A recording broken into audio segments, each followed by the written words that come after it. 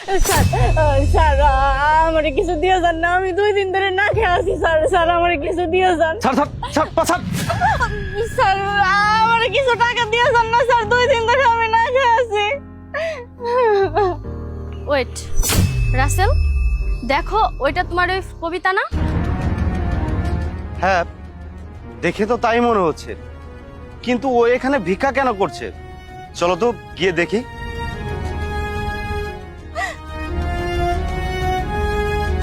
কবিতা, তুমি এখানে, তুমি ভিক্ষা কেন করছো? রাসেল তুমি? তুমি তো আমার অবস্থা ভালো করেই জানতে। তুমি যদি আমার সাথে থাকতে নাই পারো, তাহলে তুমি আমাকে বিয়ে কেন করেছিলে? কারণ তখন আমার মাথায় ভালোবাসার ভূত চেপেছিল। আমি ভেবেছিলাম তুমি কিছু করবে, কিন্তু 2 বছর হয়ে গিয়েছে, তুমি তো কিছু করতেই পারলে না। আরে আমি তো করছি, আলাদা আলাদা ভাবে অনেক কিছু ট্রাই করছি, কোনো কিছুতেই সাকসেসফুল হতে পারছি না। তাহলে আমি কি করব? তাহলে এখন আমি কি করব? আমারও তো একটা ভালো লাইফ দরকার, তাই না? শোনো, আমি তোমাকে একটা ভালো লাইফ গিফট করবো বলেই তো এত কিছু করছি, তা না হলে তো আমার জবের স্যালারি দিয়ে চলে যেত। দেখো, আকাশ আমাকে কলেজে থাকাকালীন পছন্দ করতো, আমি তোমাকে পছন্দ করতাম দেখে আকাশকে আমি না করে দিয়েছিলাম। এখন যেহেতু তুমি কিছু করতে পারছো না, তাই আমি তোমার সাথে আর থাকতে পারছি না। আকাশের সাথে আমার গতকালকে দেখা হয়েছিল, ও আমাকে বিয়ের জন্য প্রপোজ করেছে। কি? হ্যাঁ, আর আমিও না ওকে হ্যাঁ বলে দিয়েছি। আমি তোমাকে ডিভোর্স দিই, ওকে বিয়ে করে নিই। তুমি এটাকে ভালোবাসা বলছো? যে ভালোবাসা 1 বছরও টিকে না, তাও তোমাকে এত এফোর্ট দেওয়ার পরেও? এফোর্ট? তুমি এফোর্ট করেছো? কই, কোনো তো রেজাল্ট আসেনি। আর এমনিতেও আমি চলে যাওয়ার পরে না তোমার আর এফোর্ট করার দরকার নেই, তুমি তোমার জবটাই কন্টিনিউ করে নিও, ঠিক আছে?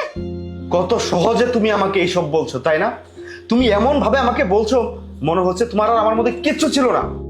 দেখো, আমি আর এসব নিতে পারছি না। আমি তোমাকে ডিভোর্স লেটারটা পাঠিয়ে দেবো, তুমি সিগনেচারটা করে দিও। আর বেশি সময় নিও না, কারণ আমার আবার আকাশকে বিয়ে করতে হবে। কবিতা, তুমি এটা নিজের কি অবস্থা করেছো?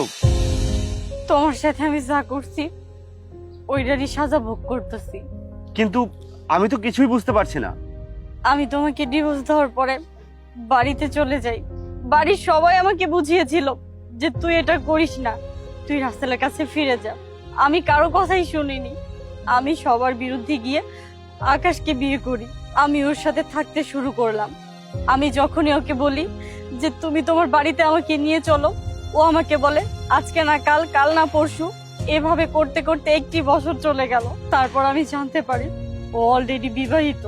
আমি যখন ওকে বললাম যে তুমি তোমার বউকে ছেড়ে দাও, ও তো আমাকেই ছেড়ে দিল। আমি একেবারে বরবাদ হয়ে গেল।